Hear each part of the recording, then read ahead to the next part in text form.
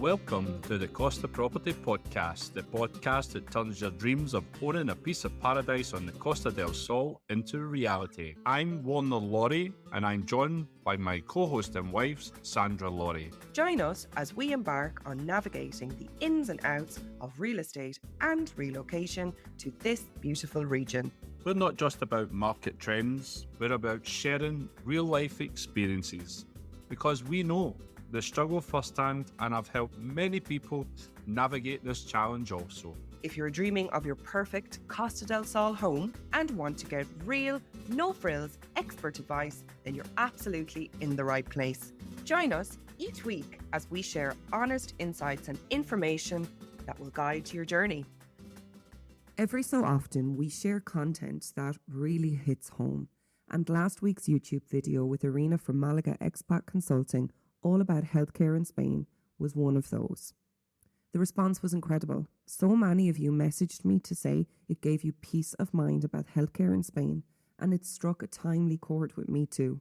Someone in our family recently went through a serious medical emergency here in Spain, and living that experience firsthand completely reaffirmed what we've always said, that the level of care and compassion in Spain is world class. So for those of you who prefer to listen on the go, this week we're sharing the audio-only version of that conversation.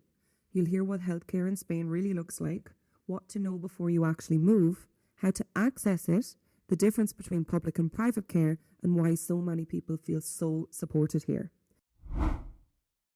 Okay. Good morning. We're on the road again. Beep, beep. Good morning. So you may notice we have a very special guest with us today. Irina is joining us from Málaga Expat Consulting. I'm Sandra Laurie from WL Costa Properties. I'm Warner Laurie from WL Costa Properties. Today we are going to be talking about a very important topic. We are going to be talking about all things healthcare in Spain. We're driving around Benalmádena, our hometown, and we're going to be taking a look at the different hospitals in Benalmádena. And while we do that, we're going to be really jumping into healthcare in Spain and the things that you need to think about if you are starting your relocation journey. Safety first. Does everybody have their belts on? Yep. Amazing. So we're ready to go. So because this is such an important topic, it was only fitting that I bring a very special guest, a specialist like Irina, to come on tour with us today as we really jump into the details of healthcare in Spain. So Irina, you are very welcome and thank you for joining us. Fantastic. Thank you very much for having me again. Always happy to join you for all these valuable discussions. We are so happy that you could join us this morning. I know you are a busy lady as always, so I massively appreciate your free time. So before we go into all things healthcare, tell our listeners a little bit about you, Irina. Right. So my name is Irina. I'm from Málaga Expat Consulting. I'm the relocation agent helping families, individuals move to Spain, and I assist people with a broad range of matters from immigration, legal, admin to finding a property, and a very important part, healthcare. As I represent Sanitas, one of Spain's largest, most reliable, most innovative health insurance provider. And during the talk today, we can chat a little bit about different options of public and private healthcare. Amazing. So look, healthcare, so important. Absolutely. You work with people relocating to the Costa del Sol every day. You know, is it one of the top questions that they ask you when they're, I guess, starting to build a relationship with you? Absolutely. And it is a very valid question to ask in the very early stages of your relocation. Okay. Not only from admin and legal immigration perspective, as it is one of the key aspects there, but also from your private needs, of course. The age that you're at in your life, whether you have dependents, family members, just makes it more important. No question about it. So from my point of view, and this might seem like a really obvious question, what are the type of questions that people ask you about healthcare?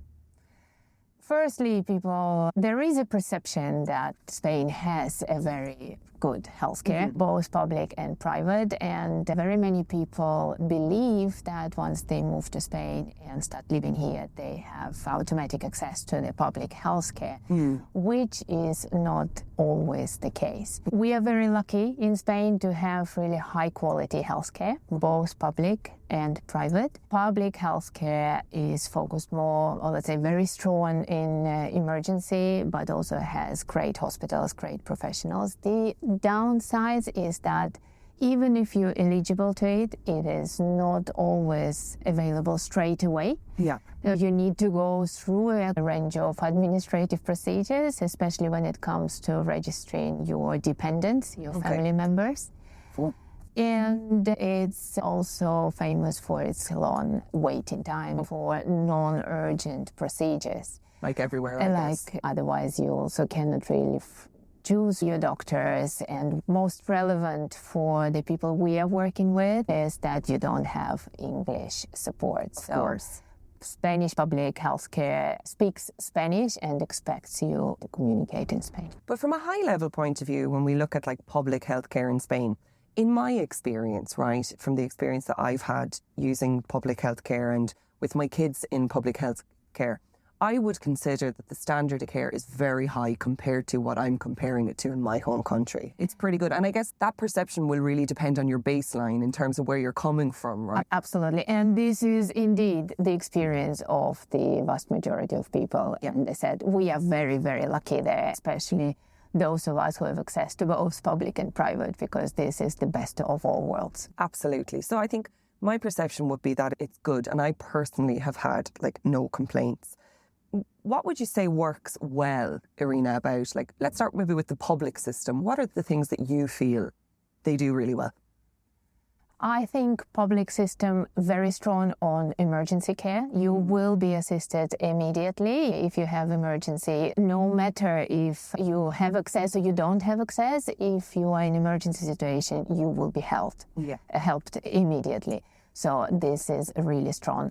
Public healthcare works in a way that everything goes through your GP. So you first need to go and see your GP before you will be referred to other professionals. And getting appointments with GP works really fast, indeed. Yes. Nowadays, public healthcare is also available online. Yes. You have fantastic applications here in Junta de Andalucía. We have great apps, several apps through which you can access your healthcare providers and book appointments, which I think is really great. Yes. Hospitals, very high quality hospitals. In fact, usually those of us who has access to both public and private healthcare for like real serious and important health matters prefer to use public healthcare as opposed to private healthcare. And that's a great, really interesting fact. Like what you find in my case, and I think as you've mentioned there, we've chosen to go for a mix of public and private. Yeah. If you have something that's very specialised, you may often find that you're referred back into the public system. Absolutely. Even maternity, but even giving birth, you can do it 100% in private, but you will mostly find a better service. And you very often referred by private back to the public one. And that's a key difference to other countries. I think it goes back to the strength that you mentioned. It's a testament that the hospital care is very good here. Absolutely. And spotlessly clean. Like, it is, yeah. You know, if we really look from the basics point of view, really, really spotlessly clean. That's true. One thing that did stand out to me in terms of why they're probably able to get the basics really right, it's a little bit off topic, but it's an observation that I had when I observed my first experience really of public care here, was that there is an expectation that family members are very involved in the care process. So if you are admitted for a hospital stay, that family members are there doing a lot of the work. That's very different to where I come from. I cannot comment, but indeed here you are 100% allowed to be with your family. If you have a small child, you're allowed to stay overnight in hospital with them, in public hospital. So that's really great. Amazing. So if we look then at this strength, it's probably worth mentioning, we have a lot of traffic today because it's market day in Benalmádena.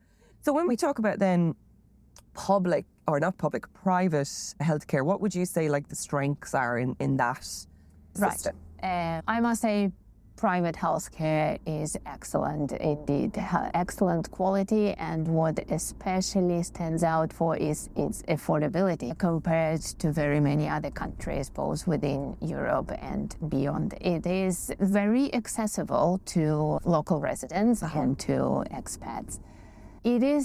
Public healthcare is known for its more personalized approach, a more customer-oriented approach, like I guess it's natural. Yeah. And of course, flexibility and speed in terms of seeing professionals. You are free to choose any professionals. You can see several professionals, so you can have several opinions, like not the second, the third, the fourth, and as many as you want. And the speed of and accessibility of those is, especially if we talk about high-level diagnostic tests, complex procedures, this is one of the downsides of the public system. Okay. Where if you need to get an MRI or a CT scan, you may be waiting for weeks or months, which is not the case with the private healthcare. Yeah. Same with the surgeries and, again, non-urgent procedures. On the public system, it is not unknown to wait 6 to 12 months for things like knee replacement, hip replacement, shoulder replacement. In a private system, you can be scheduled within weeks. Okay. And we will go into more detail in a minute around like what to think about if you're coming from the EU or non-EU Right. in terms of starting points. Right. But before we do that, as we start to kind of approach the hospitals themselves, I want to talk maybe a little bit about our experience. So when we first moved to Spain, because of the way I was working, we were entitled to public care, which was great. My employer, one of the benefits was private healthcare. So we had the experience of having a private healthcare, which we found really good.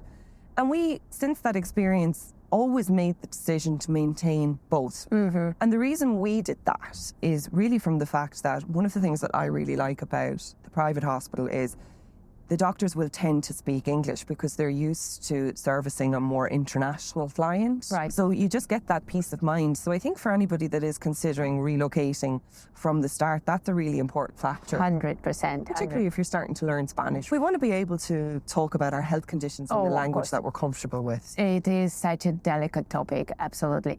And I guess it very much depends on the location as well. The areas which are more expat-friendly or more popular among expats will have more medical facilities, 100%. Hospitals with the English-speaking staff. So it is an important topic to consider when you're planning your relocation. Amazing. Right. So if you've been watching the area guides videos that we've been covering, you will probably identify this area. So we are now up at the Arnal Golf urbanisation in Benalmádena. We are nestled between Arroyo de la Miel and Benalmádena Pueblo. And we are now driving past the local public hospital. Okay, It's referred to as HAR, Hospital Alta de Resolución, I think is the full name. Alta Resolución. You're correct. No problem. And this is a public hospital here in Benalmádena, and it's really good. I have experience of attending the emergency room in this hospital with something that we thought was a broken ankle, which wasn't. And the care that we received was excellent. Now, my understanding from this hospital is that it's very great and specialises usually with emergency room for procedures, outpatient care. You will attend here if you have an emergency situation, but you'll probably be referred on to like Málaga or Marbella. Absolutely. Yeah. The name Alta Resolución stands for high resolution, yes? So the focus of this type of hospital is to deal with more urgent cases without pinpointing from one place to another. But for more special procedures and special care, you will be referred to Málaga, yes. Absolutely. And locally, just to say, because we live in Benalmádena, the hospital has an excellent reputation. So if you were looking to Benalmádena as a place that you potentially felt was the right location for you, and you knew that your long-term plan was going to be in Spain and you were going to make sure that you were correctly immersed in the public healthcare system, that would be your first stop shop if you had an emergency. Of course. And as I mentioned, the location is great and the reputation of the hospital is very good locally. Now, interestingly enough, we're driving around the Arnal Golf urbanisation again. it may look like that we're getting ready to move out onto the road that takes you to Benalmádena Pueblo, but we are now coming to our next stop, and I think we should go in here actually, Warner, and we are coming past the private hospital in Benalmádena, which is referred to as Zanit International Hospital, or also Vitas. Vitas Zanit Internacional. Just to add, I think Benalmádena there compares very, very favorably to many other locations, as usually when we speak about availability of healthcare, it's bigger cities, bigger towns, bigger municipal centers who would have both public and private hospitals, like the case with Málaga. Yeah. Benalmádena there is an exception, as it has both public hospital, we just spoke about, and one of the most respected private establishments, Vitas International. So in this case, from the location point of view, in consideration of relocation, I think it's just perfect. Amazing point. It is. I actually feel really lucky to have this hospital on my doorstep. This is the hospital that we would attend when my son Oliver would have a really bad flare-up to his asthma. Mm-hmm. We would attend the emergency room here if we are concerned, and he is always seen instantaneously. They have a very good private waiting area and healthcare area for kids, and they are almost registered in and expedited Immediately. And honestly, Amazing. you know, you're a mum yourself, Irina, but when you have a sick child, Oh, that's the worst. having this on your doorstep and that peace of mind is phenomenal. Absolutely. Warner has also had some procedures here in Zanit Hospital. Do you want to talk a little bit about maybe your experiences? Yeah, I'm like the bionic man. I've got new eyes, new legs. Really? And a very special procedure that is private. Wow, Snip, amazing. The care was absolutely fantastic. Wonderful. So happy. So you had laser eye surgery here about 2 years ago. Yeah. I had my veins, Varicose vein removal. one in my legs, another procedure which made me happy. When we decided not to increase our family size anymore. But you've always been really impressed with the hospital. The service is absolutely fantastic. They all speak English. They're all really good doctors. Like my eye surgeon for my laser eye surgery was the best in Málaga. Oh, amazing. And how are the rooms? Tell us a little bit about I've heard it's like hotel Amazing. environment, you know, Like, I've never been I'm myself. serious. Also, Sandra, when I fell off I got knocked off my bike. You remember that? They went straight to Zanit. They got us a room, and the dinners. The food. I didn't want to leave. And you know what she would do? She would come up and see me and how are you? And then she would start eating my dinner. In your dinner. So good. Oh, But amazing. Sincerely, like back to the rooms. So they're beautiful rooms. They, you know, always have like a sofa bed for a family member in case they need to rest with you. Plasma flat screen televisions on the wall, spotlessly clean. All of your toiletries, towels, everything completely provided for you.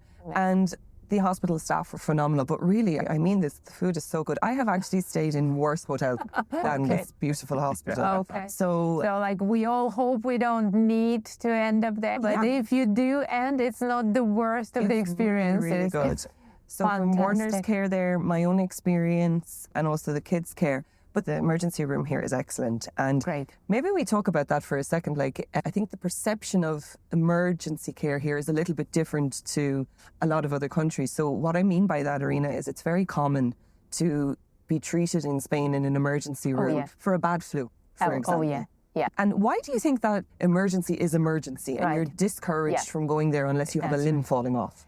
Well, this comes from actually the downsides of the public system, where getting appointment with a doctor doesn't always work on a very quick basis. So when you need to see a doctor really quickly, even if it is a flu, people tend to go to emergency, and it is considered to be normal here. Yeah. And they are really treated in emergency. In the private system, it is not really so much required, because normally you can get an appointment reasonably quickly. You can get appointment same day or the following day. For example, if you're using the provider like Sanitas, you would have the online app, which you would have in English. Yes. And through there, you can manage all your appointments. You can find doctor. If you don't see a doctor in the center near you, you can look for other doctors nearby. So it is usually very possible to get appointment the same day. But I think what you will find in emergency are mostly Spanish people, also using private system on the same basis as they use public system. Okay. So as we mentioned, Benalmádena, amazing location because of your access to healthcare. Absolutely. Right? Yeah. And we're pulling up now in front of the private hospital. And Irina and I are just going to talk a little bit about private healthcare. Irina, this is really your specialty area. Once we park up now, I think we should get out and have a little look at the grounds of the hospital, and you can tell us all about it. Sure. So we're here at the private hospital in Benalmádena. And Irina, you are an authorised agent for Sanitas private healthcare. So tell us a little bit about how somebody could actually use the facilities at this hospital with private healthcare. Of course. A few words just about Sanitas. It's considered to be one of the best provider in Spain, and one of the renowned feature of Sanitas is its extensive medical network. Okay. So in fact, lots of people are moving from other healthcare providers, private healthcare providers to Sanitas are moving exactly for that reason. It's famous for its extensive medical network. Okay. It has own facilities, own hospitals, own medical centers, and it works with 99% of all private hospitals like this one. This one here. Vedas Hospital, Xanit Vedas Hospital. Okay. So once you have signed up with Sanitas, once you got through your evaluation process and got accepted, from day one, you can use the services. From day one. Obviously, there are waiting times for certain procedures, like surgeries would not be available to you from day one unless it is an emergency. Emergency is covered. And procedures like high-level diagnostic, MRI, CT scans, colonoscopy, things like that would be under the waiting procedure. A great option for somebody who is moving over and they won't avail of public healthcare yet. They get their policy with Sanitas and they can avail of the emergency. Absolutely. care. So great peace of mind. Not only emergency, all the specialist procedures as well. All the seeing doctors, seeing specialists who are also operating from hospitals like this would be available to you. And having experienced the services in this hospital and the emergency room, top class, cannot fault it. Again, a huge benefit of having this type of facility when you live in Benalmádena. So we have just departed from the private hospital and we talked a little bit with Irina regarding, how you qualify. You qualify from having a policy with a private insurance provider. So let's take a look now at public healthcare. So who qualifies for public healthcare then when they are in Spain? So Spanish public healthcare is available to all legal residents of Spain actively contributing to the system through working or eligible through other reciprocal social security schemes which are available within European Union and including the United Kingdom, such as pensioners who have access through S1. And the access to the public system is not really immediate. You first need to qualify and you need to register in the system. Once you have registered yourself and your direct beneficiaries, your direct family members, then you will be able to use the public system. So let's put this into context for people then. So if somebody's moving over with a family and they're intending to work here, they get a job, they get their social security number, they go and they register. What does a registration look like? Okay, so once you have been registered properly in the system, let's assume all your family, you and your family, just to note, the family first would have to obtain legal residency or they can be registered as your beneficiary. So all of these processes can take time, several months. Once you have this access, you get the certificate of access to the public health care. With that and your ID documents and your proof of address in the place where you live, your municipal proof of address, which is the Certificado de Empadronamiento. With that, you go to your local health center, Centro de Salud, and you register with the GP. You will get immediately issued the temporary card, while the permanent card, the final card, will arrive to your home address within several weeks or several months. But you will have access immediate with this temporary card to your GP. Remember, we said before, anything you wish to contact the public system for need to go through your GP. You first have an appointment with your GP, they assess your situation, and then they refer you to further professionals. And this can take time between several weeks and several months before you see the professional.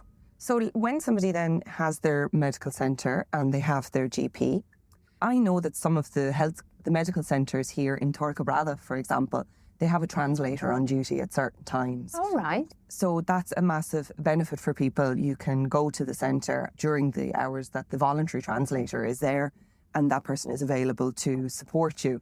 I imagine by your reaction there that that's not a common service. No, okay. No, absolutely not. That's another big point for Benalmádena. Yeah.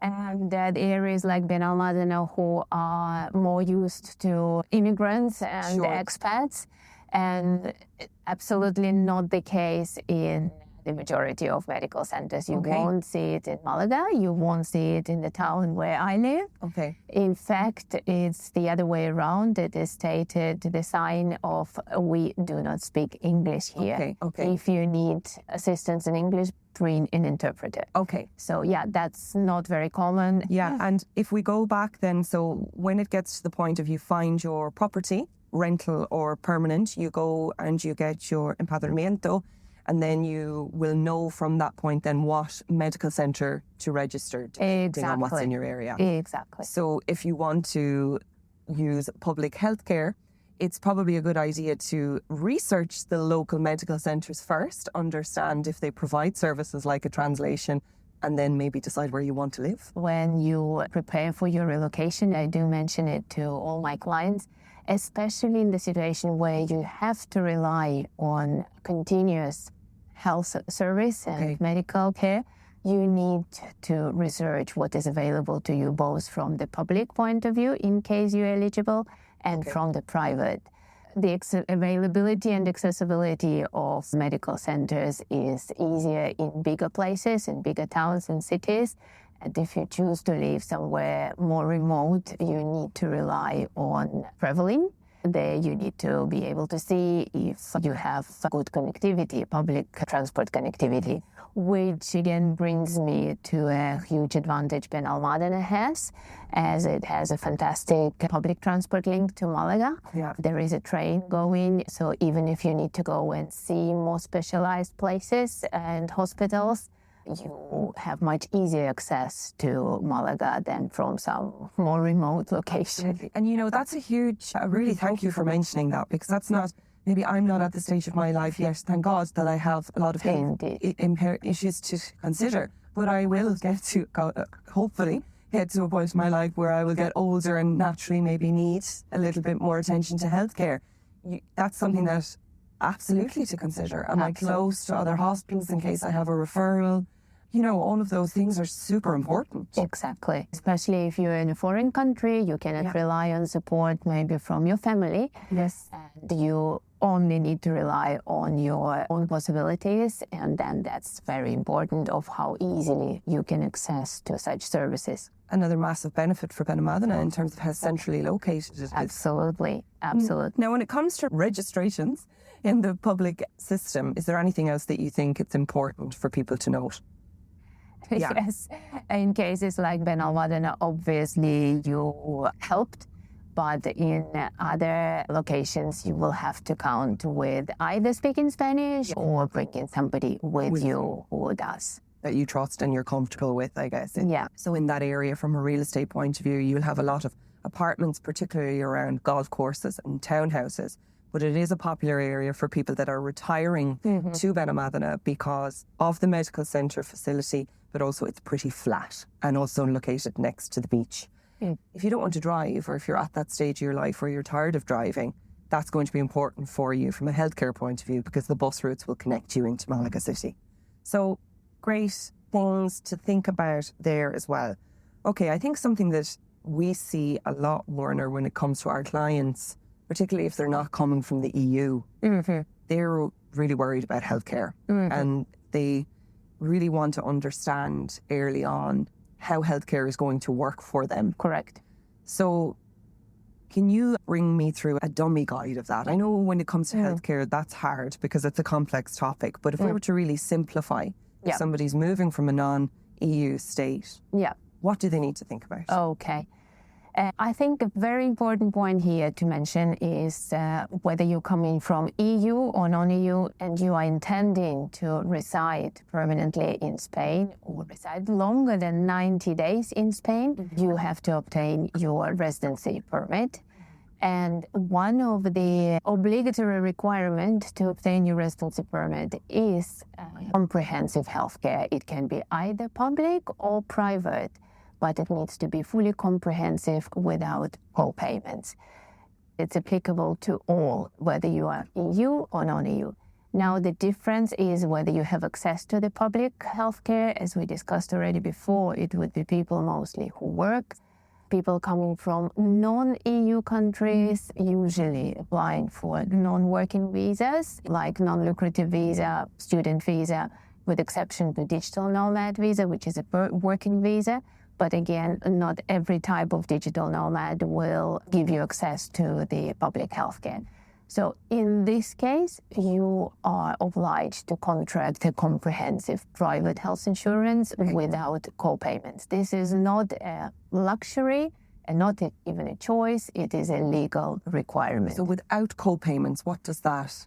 Without any excess. It means that all services are covered without any limitation on financial participation. That makes sense. Which makes it public cover that you get. Okay. So that's really important for people. It is. If somebody is in that situation and maybe they haven't had the best medical history, what would you advise them to do first? Very, very important topic.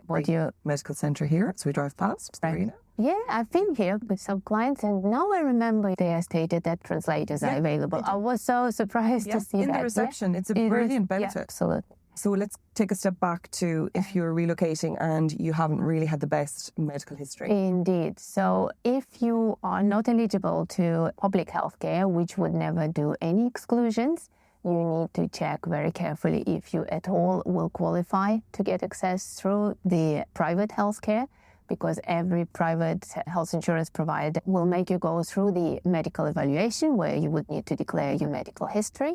And depending on this medical history, you may be rejected the cover at all. If this is the case and you do not have access to the public healthcare, unfortunately your relocation would not be possible because you would not be legally able to obtain your residency status here.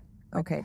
So again, one of the things to verify and check before you even plan your relocation, if you have access to the public or private healthcare, and with a private, reconfirm if you will be eligible. Now, depending on some of the medical conditions, you still would get access to the system with exclusion of those conditions. Okay. This is not a problem from the immigration point of view, as you still will have cover, but be prepared those conditions will not be covered. I understand. Now, if somebody's going through the non-lucrative visa process, let's say, for example, and, they already have existing health insurance cover in their own country, is that sufficient? No, it's another good point. The health cover needs to be operating in Spain. It needs to be an authorized healthcare provider here in Spain. That brings me to a next point to mention, also related to EU citizens who come here and believe they would be covered through their public healthcare access from another EU country. So they hold the EHICAT or DHIC card, and this gives them indeed access to the public system, but only for temporary stay. These temporary stays are maximum 90 days. After this, if you stay longer, you need to have access to the local system of Spain. This is applicable both to the public system and the private system. I now and then have clients who come and say, I have a fantastic private insurance back in my country, which covers me worldwide.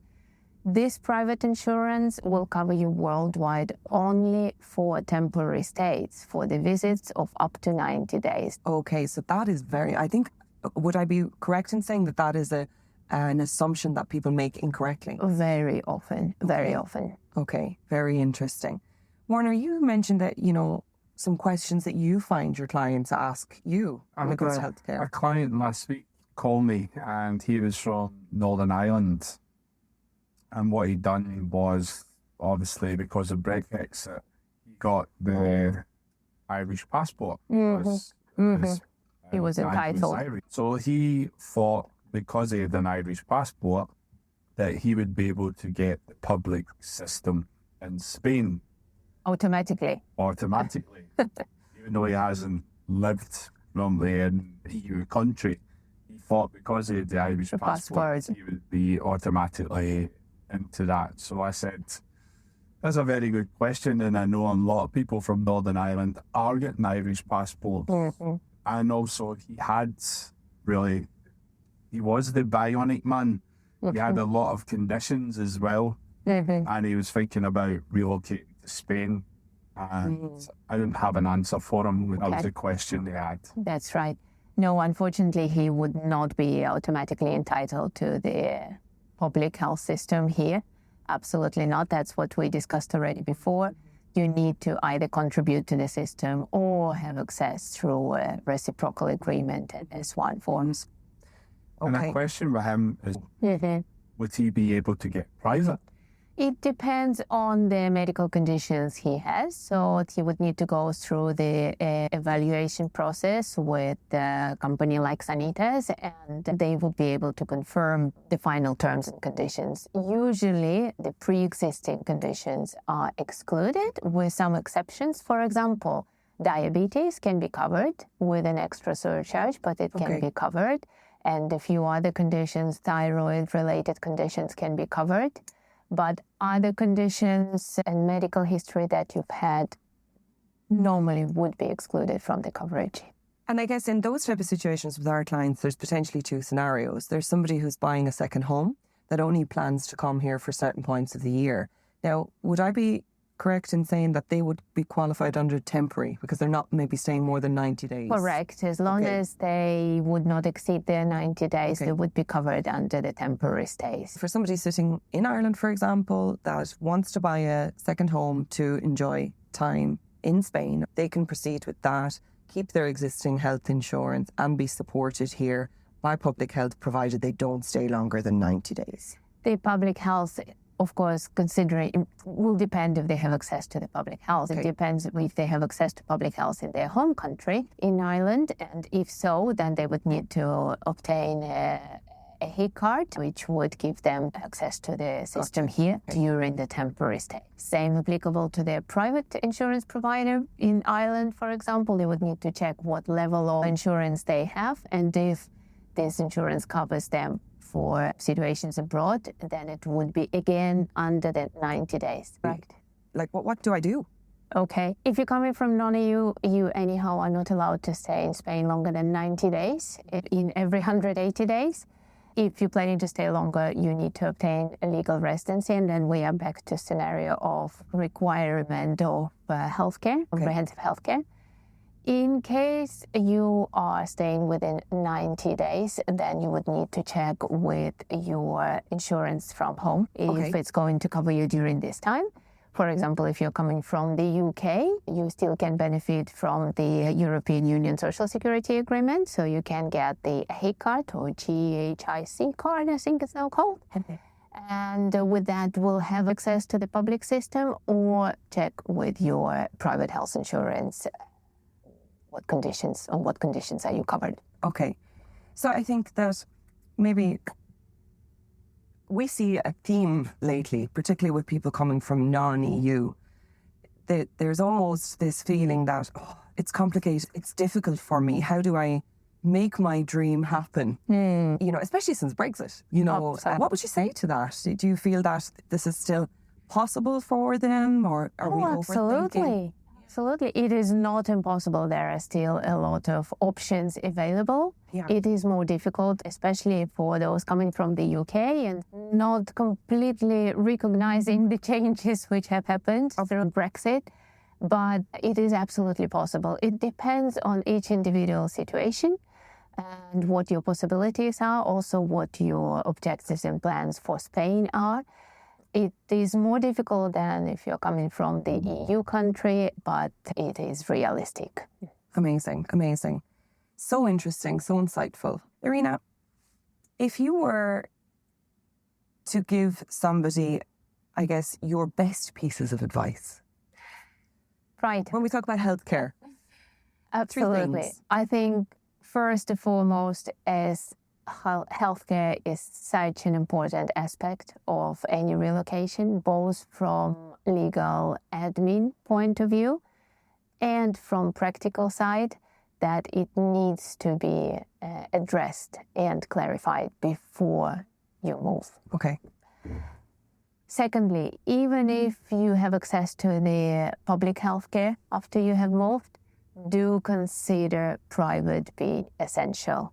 Not only will it give you access from day one and peace of mind for you and your family in your language, but also will help to balance out all the downsides of the public healthcare. For sure. And number three, what we've seen today especially, how important choosing the location when especially you have to rely on the continuous need of healthcare. Absolutely. Really stellar, good piece of advice. That location piece has just become even more apparent to me as we've been driving around looking at, I guess, the benefits of healthcare in Benalmádena. So that's indeed great advice. Irina, how do people watching and listening, how do they reach you? How do they get in touch? I can be reached through my website. It's www.malagaexpat.com. My contact details and contact information. I am also reachable through Instagram or Facebook with the same name. And they can reach you that way if they want to inquire about your relocation services, but also the healthcare Absolutely, services too. Indeed. So good Yes. to know. So there you have it. We hope that you have enjoyed your tour around Benalmádena today, but really looking at it from a healthcare perspective. Have you enjoyed it, Warner? Yep, it's been great, and I have a lot of information now. If clients ask me, Yes. then I can give them Irina's number or the stuff that I know so that they can make a choice. And Irina, your thoughts on our tour today? Amazing. It actually has proven again how valuable Benalmádena is as a location. It has indeed everything. I think irrelevant of what stage in life you're at, but really from a healthcare point of view, it's Absolutely. incredibly well structured and It is. set up. It is. And not only from healthcare, as we know. Yeah. Also education, healthcare, facilities, location in terms of free time, beach, properties. Absolutely. Connection to transportation, public transport connection to Malaga. It's amazing. It's one of the gems, yeah. It is. And I think people sometimes forget about the benefits of Benalmádena being on the train line, with the train line running absolutely. from Malaga. Huge advantage. Massive. Particularly if you're just past that stage of life where just driving is not what you want to do anymore, right? If you have enjoyed this video, please remember to like and subscribe. Subscribing to these videos helps other people find them and also helps us know that you like this type of content. So enjoy, like and subscribe, and we'll see you on the next one. Thank you for stopping by. Thank you so much for listening into today's episode on the Costa Property Podcast.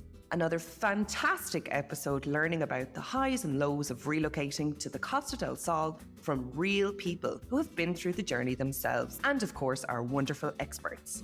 If you have been enjoying the show so far, remember to hit subscribe to the podcast and leave a rating or review. We absolutely love hearing your thoughts. Please send any questions that you would like us to answer on the show to Warner at wlcostaproperties.net. or you can pop us a message on our socials, which are in the show notes. Remember, you can also visit the website www.wlcostaproperties.net. See you on the next episode, and bye for now. Bye-bye.